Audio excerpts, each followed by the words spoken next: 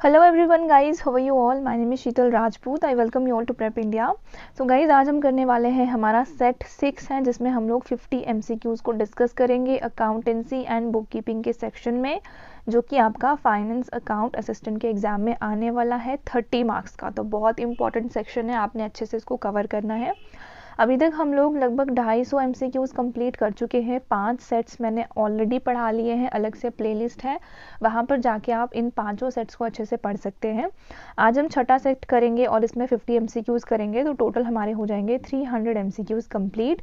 इसके बाद जो आपके बाकी नए इंट्रोड्यूस टॉपिक्स हैं, जैसे कि टैक्सेशन हो गया, कॉस्ट अकाउंटिंग हो गया, इंडियन फाइनेंशियल मैनेजमेंट सिस्टम हो गया, इन सभी पर हम लोग एमसीक्यूज लाएंगे और आपके जो प्रैक्टिकल क्वेश्चंस हैं उनको भी मैं डिस्कस करूंगी आने वाले वीडियोस में। तो फिर स्टार्ट करने से पहले आपको बता दूं कि आप हमारे टेलीग्राम ग्रुप को ज्वाइन कर सकते हो, लिंक आपको डिस्क्रिप्शन में मिल जाएगा। प्रेप इंडिया का ग्रुप है हमारा टेलीग्राम पर, जहाँ पे आपको ये सभी पीडीएफ्स मिल जाएंगे। आप हमारी ऐप को भी डाउनलोड कर सकते हो, लिंक डिस्क्रिप्शन में है, या फिर डायरेक्टली आप लोग गूगल प्ले स्टोर पर या फिर एप्पल के स्टोर से प्रेप इंडिया टाइप करेंगे तो हमारी ऐप पर पहुँच जाएंगे। वहाँ से आप लोग वेरियस मॉक टेस्ट कोर्सेज को अवेल कर सकते हैं। एक और इन्फॉर्मेशन मैं बता दूं कि होली सेल जो है वो चल रही है, जिसमें आपको 49 रुपीज़ ऑफ मिलेंगे फाइनेंस अकाउंट असिस्टेंट के मॉक टेस्ट पर, जिसमें आपको 10 फुल लेंथ और 80 से ज़्यादा आपको सेक्शनल मॉक्स मिलेंगे सिर्फ और सिर्फ 149 रुपीज़ में। अभी ऑफ है तो आप अवेल कर लेना। चलो फिर स्टार्ट करते हैं। आज का जो पहला क्वेश्चन है वो हमारे पास है, when the auditor is an employ of the organisation being audited, the audit is classified as. जब जो ऑडिटर है वो ऑर्गेनाइजेशन का एम्प्लॉय भी है और अगर वो ऑडिटिंग कर रहा है, तो ये ऑडिटिंग जो है वो कैसे क्लासिफाई होगी। Internal external compliance both A and B.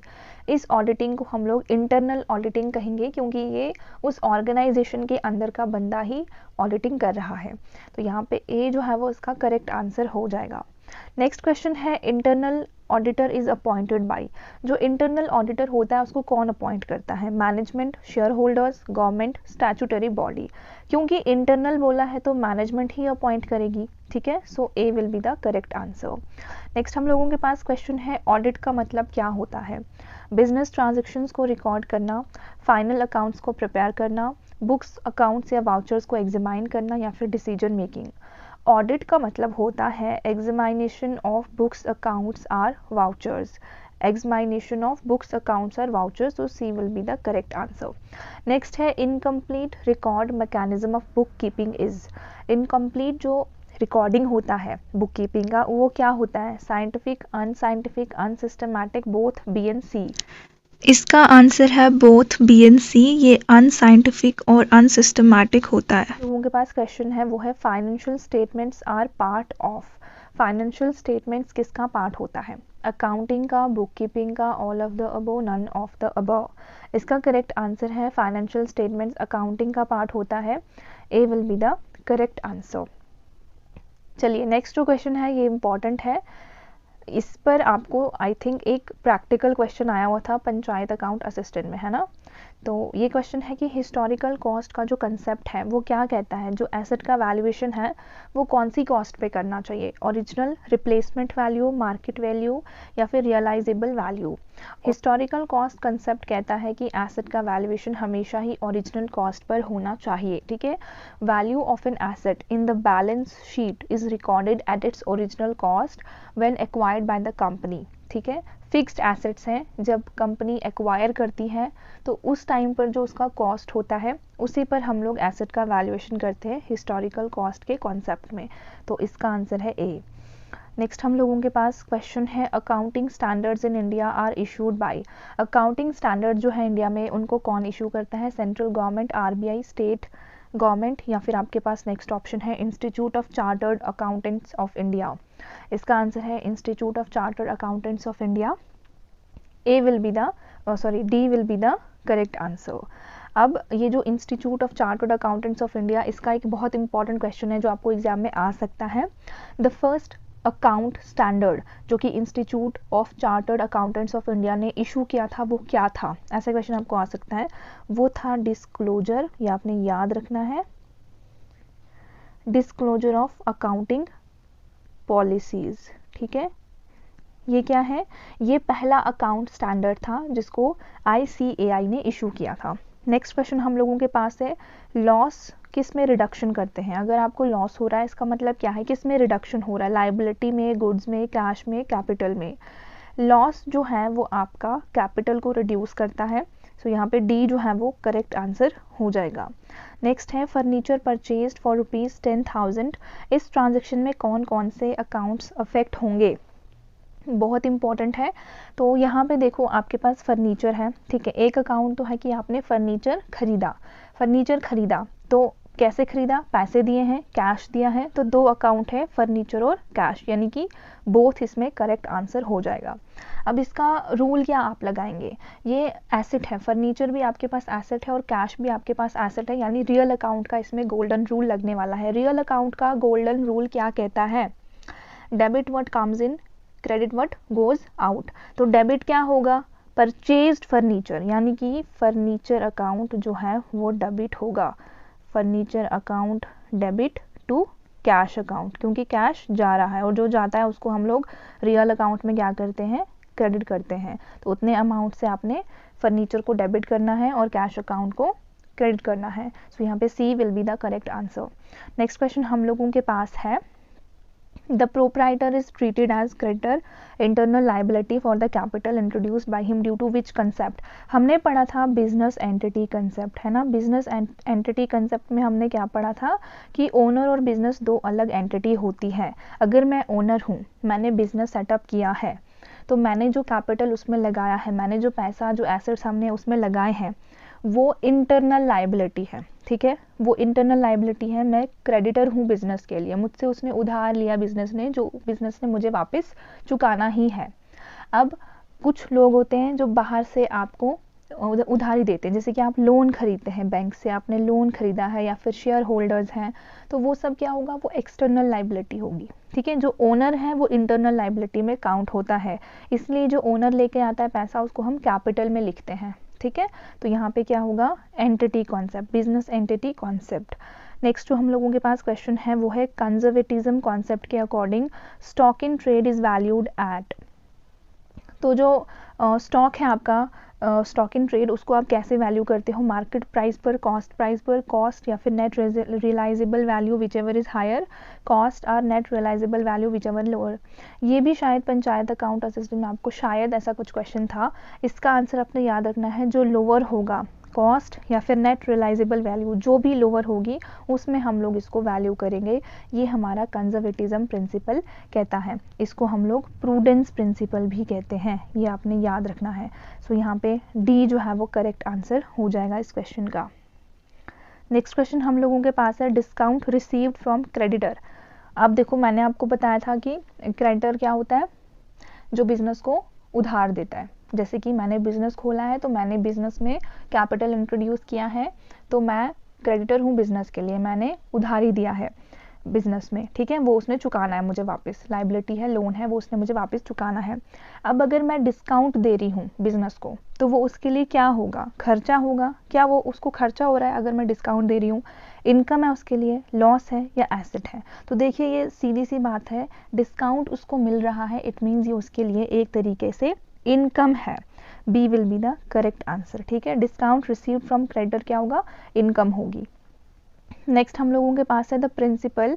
इनमें से कौन सा प्रिंसिपल रिक्वायर है कि सेम अकाउंटिंग प्रिंसिपल्स को हमने ईयर टू ईयर फॉलो करना है? एक अकाउंटिंग पीरियड में, सेकंड में, थर्ड में हम सेम प्रिंसिपल्स को फॉलो करते हैं। ये कौन सा प्रिंसिपल कहता है? Accrual, prudence, conservatism, consistency. तो ये जो प्रिंसिपल है वो है कंसिस्टेंसी प्रिंसिपल, यानी कंसिस्टेंटली हमने उन प्रिंसिपल्स को फॉलो करना है सो दैट हम लोग मैच कर पाए हमारे profit and loss year two year. D will be the correct answer. Next है, इनमें से प्रिंसिपल बुक किस बुक को कहते हैं? प्रिंसिपल बुक हम लोग जर्नल, लेजर, बैलेंस शीट या फिर डे बुक को कहते हैं। प्रिंसिपल बुक या फिर book of final entry, book of final entry हम लोग लेजर को कहते हैं। ये आपका करेक्ट आंसर हो जाएगा बी। नेक्स्ट क्वेश्चन है, personal accounts are related to. Personal accounts किससे रिलेटेड है? Assets and liability, expenses and loss, customers and creditors, income and revenue. देखिए दो तरीके से डिवाइडेड है, आपको पता है, एक होता है पर्सनल और एक होता है इम्पर्सनल, ये क्वेश्चन भी आपको आया हुआ था पंचायत अकाउंट असिस्टेंट में। पर्सनल में आपके 3 कैटेगरीज में डिवाइड होता है, एक होता है नेचुरल पर्सन, आर्टिफिशियल पर्सनल और रिप्रेजेंटेटिव पर्सनल। इम्पर्सनल में 2 कैटेगरीज होती हैं, रियल अकाउंट्स और नॉमिनल अकाउंट्स। ठीक है, अब यहाँ पे कह रहे हैं पर्सनल अकाउंट जो है इनमें से कौन सा है। रियल में हमें पता है सारे एसेट्स और सारे एसेट्स आते हैं, ठीक है, इंटेंजिबल और इंटेंजिबल एसेट्स। नॉमिनल में आपका क्या आता है, इनकम और रेवेन्यू और एक्सपेंस एंड लॉस। एसेट्स भी नहीं आएगा, ये भी नहीं आएगा, ये भी नहीं आएगा। अब जो हमारे पास पर्सनल है यानी किसी पर्सन से रिलेटेड है, कस्टमर क्या है, पर्सन है, क्रेडिटर क्या है, एक पर्सन है, तो यहाँ पे सी जो है वो करेक्ट आंसर हो जाएगा इस क्वेश्चन का। नेक्स्ट हम लोगों के पास क्वेश्चन है put the odd one out. आपने इनमें से ऑड वन आउट निकालना है। गुडविल, डेटर और कैश, ये हमारे पास एसेट्स के अंदर आता है, ठीक है। टैंजिबल और इंटैंजिबल एसेट्स के अंदर आपको गुडविल, कैश और डेटर देखने को मिलेगा। लेकिन जो क्रेडिटर है ये हमारा कहाँ पर आता है, लाइबिलिटी साइड पे आता है, ठीक है, लाइबिलिटी साइड। ये हो गया हमारा asset is equal to liability plus capital.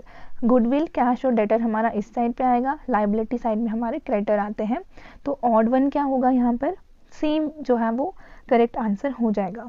Next question हम लोगों के पास है प्रिलिमिनरी एक्सपेंसेस क्या होते हैं। सबसे पहले हम लोग देखते हैं प्रिलिमिनरी एक्सपेंसेस होते क्या हैं। एक्सपेंसेस जो बिजनेस के इनिशियल स्टेज में हम लोग करते हैं वो इसके अंदर आते हैं प्रिलिमिनरी एक्सपेंसेस के अंदर, जैसे कि कॉस्ट ऑफ इनकॉर्पोरेशन, लीगल और लाइसेंसिंग फीस या फिर बाकी के एक्सपेंसेस जिससे हम लोग कंपनी को रन करने में हेल्प करते हैं। इनको हम लोग फिक्टिशियस एसेट्स की तरह भी काउंट करते हैं। तो इसका आंसर क्या हो जाएगा, fictitious assets. A will be the correct answer. Next है सेल्स क्या होती हैं। सेल्स हुई, आज मुझे सेल्स हुई, ठीक है, इसका क्या मतलब है। सेल्स क्या होती है मैं आपको सिंपल सी भाषा में समझाने की कोशिश करूंगी। जैसे कि फॉर एग्जांपल आज मेरे 20 मॉक टेस्ट सेल हुए, विच मीन्स वो मेरे लिए एक तरीके से रेवेन्यू है, रेवेन्यू जनरेट हो रहा है, डेली बेसिस पर मैं सेल कर रही हूँ, उससे मुझे रेवेन्यू जनरेट हो रहा है। तो इसका जो आंसर है वो हो जाएगा सी, रेवेन्यू। नेक्स्ट जो हम लोगों के पास क्वेश्चन है वो है which of the following is not an external user of the accounting information. 2 तरीके के यूजर होते हैं, इंटरनल एंड एक्सटर्नल। इंटरनल वो जो ऑर्गेनाइजेशन के अंदर काम करते हैं, एम्प्लॉयज़ हो गए, मैनेजर हो गया, अकाउंटेंट हो गया। एक्सटर्नल जैसे government, RBI, share holders, lenders, ये सब एक्सटर्नल होते हैं। तो यहाँ पे देखिए, यहाँ पे कह रहे हैं एक्सटर्नल यूज़र के बारे में पूछ रहे हैं। जो एक्सटर्नल यूज़र नहीं है यानी कि जो इंटरनल यूज़र है। इंटरनल यूज़र कौन सा है, मैनेजर, ठीक है। बाकी क्रेडिटर, सप्लायर, डेटर ये हमारे क्या हो जाएंगे, external user of accounting information. B will be the correct answer.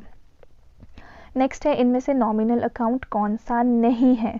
Nominal account कौन सा नहीं है, नॉमिनल अकाउंट इनमें से परचेज अकाउंट है, सेल्स अकाउंट है, सैलरी अकाउंट है, कैश जो है वो रियल अकाउंट में आता है, कैश एक एसेट होता है, ठीक है। C will be the correct answer. Next है when an asset increases its account is. तो देखिए हम लोगों ने मॉडर्न अप्रोच में पढ़ा था क्लियर, मैंने आपको पहले ही बताया था। क्लियर को आप लोग याद रखेंगे, जिसमें ई है एक्सपेंसेस, ए है एसेट्स। इनका क्या होता है, इनका हमेशा ही जब भी ये बढ़ेंगे, एसेट जब भी बढ़ेगा, एक्सपेंस जब भी बढ़ेगा तो ये डेबिट होता है। और इनका जो नॉर्मली भी अकाउंट होता है वो डेबिट ही रहता है, ठीक है। तो यहाँ पे क्या होगा, जब एसेट बढ़ेगा तो ये डेबिट होगा। बाकी भी याद रख लो, नीचे आपको इसमें से क्वेश्चन आएंगे, कैपिटल, लाइबिलिटी और रेवेन्यू बढ़ेगा तो क्रेडिट होगा। तो इनका हमेशा अपोजिट में रहता है, ये आपने याद रखना है। नेक्स्ट है ये रूल किसका है, debit all expenses and loss relates to. तो ये रूल है नॉमिनल अकाउंट का, ठीक है, नॉमिनल अकाउंट का रूल है। यहाँ पे C will be the correct answer. अब आप मुझे पर्सनल अकाउंट का रूल और रियल अकाउंट का रूल कमेंट बॉक्स में बताओगे, ठीक है। नेक्स्ट हम लोगों के पास क्वेश्चन है which of the following is not a nominal account. Again वही क्वेश्चन है, इनमें से नॉमिनल अकाउंट कौन सा नहीं है, और ये बहुत इंपॉर्टेंट क्वेश्चन है, यहाँ पे आप फंस सकते हो।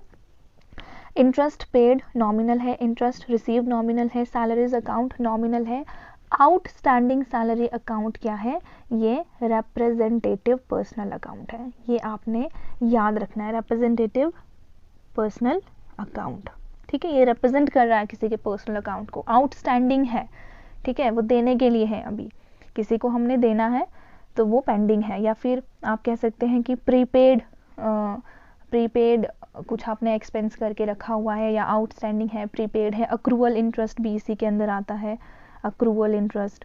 तो ये सब रिप्रेजेंटेटिव पर्सनल अकाउंट में आते हैं, ये आपने याद रखना है। इस तरीके के क्वेश्चन आपको आ सकते हैं। नेक्स्ट है for every debit there will be an equal credit. ये किसके अकॉर्डिंग है? Matching concept, cost concept, accrual या फिर डुअल। डुअल एस्पेक्ट कॉन्सेप्ट कहता है जब भी डेबिट होगा तो कॉरेस्पॉन्डिंग में क्रेडिट होगा ही होगा। यहाँ पे डी जो है वो करेक्ट आंसर हो जाएगा इस क्वेश्चन का। नेक्स्ट हम लोगों के पास क्वेश्चन है व्हेन लायबिलिटी इंक्रीजेज। अकाउंट क्या होता है? हमने पढ़ा था क्लियर, ठीक है, मैंने आपको पढ़ाया था क्लियर। ये दोनों जब भी बढ़ेंगे तो डेबिट होंगे और बाकी के 3 जब बढ़ेंगे तो क्रेडिट होंगे, यानी लायबिलिटी बढ़ेगी तो क्रेडिट होगी। तो यहाँ पे बी जो है वो करेक्ट आंसर हो जाएगा। To whom goods are sold on credit. उधारी पर हम किसको गुड्स बेचते हैं उसको क्या कहते हैं? Creditor, debtor, supplier, none of these.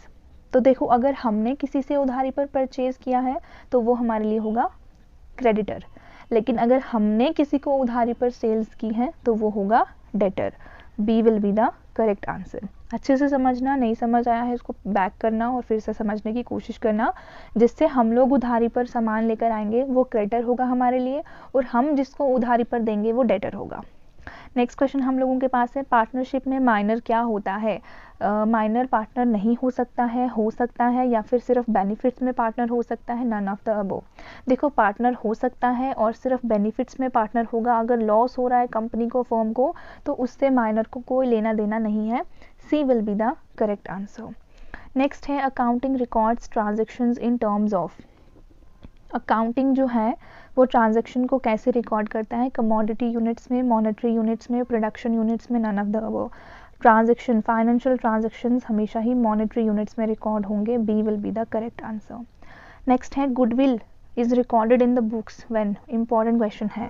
Goodwill क्या होता है? गुडविल होता है value of reputation of a firm in respect of profits expected in future over and above the normal rate of profit.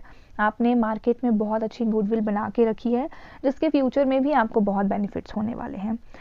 तो इसका आंसर है ये बुक्स में कैसे रिकॉर्ड होगी, कब होगी? Money or money worth is paid for acquiring goodwill. इसका जो आंसर है वो है बी। नेक्स्ट है परचेज बुक में हम लोग क्या लिखते हैं?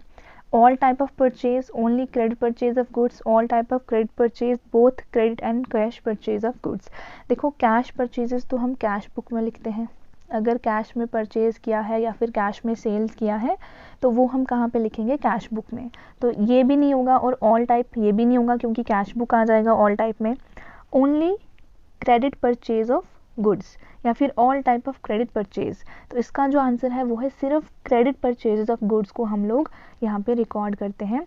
B will be the correct answer. उधारी पे जब हम गुड्स खरीदेंगे उसको हम परचेज बुक में रिकॉर्ड करेंगे और उधारी में अगर हम लोग गुड्स बेचेंगे उसको हम लोग सेल्स बुक में रिकॉर्ड करेंगे। ठीक है, आई होप कि कॉन्सेप्ट्स थोड़े से क्लियर हो रहे हैं आपके। नेक्स्ट क्वेश्चन है the imprest system is used in relation to. Imprest system का हम लोग कहाँ पर यूज़ करते हैं? परचेज बुक में, सेल्स बुक में, कैश बुक में, पेटी कैश बुक में। सबसे पहले इसका आंसर बता दूं मैं, पेटी कैश बुक में होता है। D will be the correct answer. अब ये होता क्या है? देखो under the imprest system of petty cash book एक round sum of money estimate किया जाता है कि बिजनेस में उसकी ज़रूरत होगी, पॉसिबल नीड जो भी पेटी एक्सपेंसेस होते हैं उनको पूरा करने के लिए वीकली हम लोग ऐसे हैंड ओवर करते हैं पेटी कैशियर को कुछ पैसा। फिर जब फिक्स पीरियड हो जाता है या उससे पहले ही जब पेटी कैशियर को लगता है कि फर्दर कैश की ज़रूरत है तो फिर वो पेटी कैश बुक के साथ वाउचर्स वगैरह देता है। वाउचर क्या होता है? रिटन एविडेंसेस होते हैं ट्रांजैक्शंस के, वो सबमिट करता है कि हमें और पैसा चाहिए, जो पहले पैसा दिया था वो ख़त्म हो गया। तो जो चीफ कैशियर होता है वो एग्जामाइन करता है उस कैश बुक को, पेटी कैश बुक को विद इन उस वाउचर्स के साथ, विद द वाउचर्स। फिर उसके बाद जो चीफ कैशियर है वो और एक्स्ट्रा मनी देता है। ठीक है, तो इस सिस्टम को पूरे को हम लोग इम्प्रेस्ड सिस्टम कहते हैं। जो भी पेटी एक्सपेंसेस होते हैं उसको पूरा करने के लिए जो भी पैसा वगैरह दिया जाता है उसको हम लोग कहते हैं इम्प्रेस्ड सिस्टम। बस इतना याद रखना है कि ये पेटी कैश बुक से रिलेट करता है। नेक्स्ट है credit balance of a passbook. Passbook का क्रेडिट बैलेंस है, what does it mean? Plus balance है, माइनस बैलेंस है, either plus minus, neither plus minus. Very important, सबसे पहले मैं बता दूं इसका होता है प्लस बैलेंस, यानी कि वहाँ पर पैसा है, ठीक है। Credit balance of a passbook, passbook क्या होता है, बैंक का स्टेटमेंट को कहते हैं पासबुक, ठीक है। अगर वही क्रेडिट बैलेंस बोला है आपकी कैश बुक में, कैश बुक के बैंक कॉलम में बोला है कि क्रेडिट बैलेंस है, विच मीन्स ये माइनस बैलेंस है, आपने ओवरड्राफ्ट किया है, तो ये अपोजिट में होता है। बैंक स्टेटमेंट में क्रेडिट बैलेंस पॉजिटिव है, यहाँ पे A will be the correct answer. Next है which of the following first shows the chronological record of transaction. सबसे पहले हम कहाँ पे रिकॉर्ड करते हैं ट्रांजेक्शन को, जर्नल, लेजर, ट्रायल बैलेंस, तो जर्नल में करते हैं, हमें पता है, A will be the correct answer. इसको हम लोग जर्नलाइजेशन कहते हैं। फिर जब हम लेजर में जाते हैं, लेजर में करते हैं, उसको हम पोस्टिंग कहते हैं, देन वहाँ पे बैलेंसिंग करते हैं, फिर यहाँ पे ट्रायल बैलेंस में अर्थमेटिकल एक्यूरेसी को चेक किया जाता है। नेक्स्ट है assets very easily convertible into cash, उसको हम लोग क्या कहते हैं, वो एसेट्स जो बहुत इजीली कन्वर्ट हो जाए कैश में। Current asset, fixed asset, liquid asset या फिर फ्लोटिंग एसेट। तो यहाँ पे देखो गाइज, यहाँ पे क्योंकि लिक्विड एसेट दिया है तो हम इसके साथ जाएंगे, अगर लिक्विड एसेट ऑप्शन नहीं होता फिर हम लोग करंट एसेट्स के साथ जाते। लिक्विड एसेट जो हैं वो मोर लिक्विड होते हैं as compare to the current asset, so C will be the current asset. Within a year या फिर वेरी सून हम लोग कैश में कन्वर्ट करते हैं लिक्विड एसेट्स को, जैसे कि स्टॉक्स, स्टॉक है तो आप बेचोगे तो फटाफट से आपके पास पैसा आ जाएगा। नेक्स्ट है periodic writing of intangible assets, इसको हम लोग क्या कहते हैं, अगर तो टेंजिबल एसेट होता तो depreciation will be the answer, जो वैल्यू गिर जाती है over the period of time tangible assets की। बट यहाँ पे क्या पूछा है, यहाँ पे आपसे पूछा गया है इंटेंजिबल एसेट, इसको कहते हैं amortisation. C will be the correct answer, confuse नहीं होना है, C will be the correct answer. Next है on the dissolution of a firm if partner has a debit balance in his capital then, अगर partnership dissolve हो रही है और partner का डेबिट बैलेंस है उसके कैपिटल अकाउंट में, तो फिर उसको क्या करना पड़ेगा, फिर उसको क्या करना पड़ेगा, उतना पैसा उसको लाना पड़ेगा और अपने जो डेबिट है, अपना जो डेट है उसको क्लियर करना पड़ेगा, फिर ही जाके पार्टनरशिप जो है वो डिसॉल्व होगी।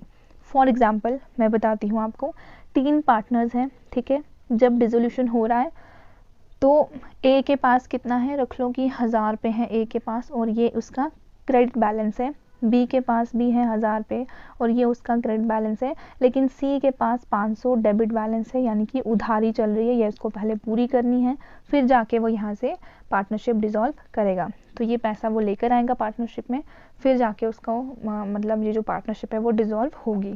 तो यहाँ पे सी जो है वो करेक्ट आंसर हो जाएगा। He is required to bring in enough cash to clear off his debit balance, उसको अपना डेबिट बैलेंस को क्लियर करना पड़ेगा पहले। नेक्स्ट क्वेश्चन हम लोगों के पास है, on dissolution all assets are transfer to realisation account eight.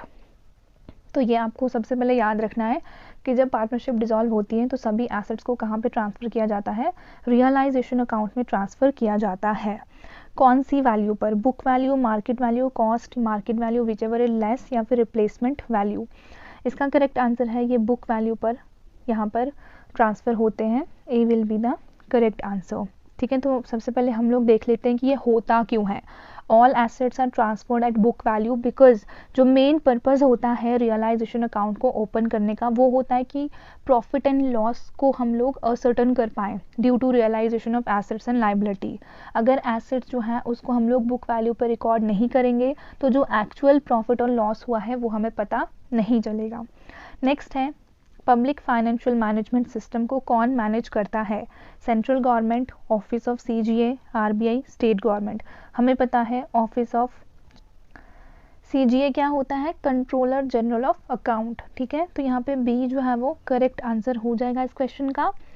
और आप याद रख सकते हैं कि ये जो सीजीए है ये मिनिस्ट्री ऑफ फाइनेंस के अंदर आता है और डिपार्टमेंट कौन सा होता है, डिपार्टमेंट होता है डिपार्टमेंट ऑफ एक्सपेंडिचर, ये भी आपको याद रखना है, ठीक है। नेक्स्ट क्वेश्चन है पब्लिक फाइनेंशियल मैनेजमेंट सिस्टम को कब स्टार्ट किया गया था, 2007-8 में, 8-9 में, 9-10 में, 14-15 में। इसको गाइस स्टार्ट किया गया था 2008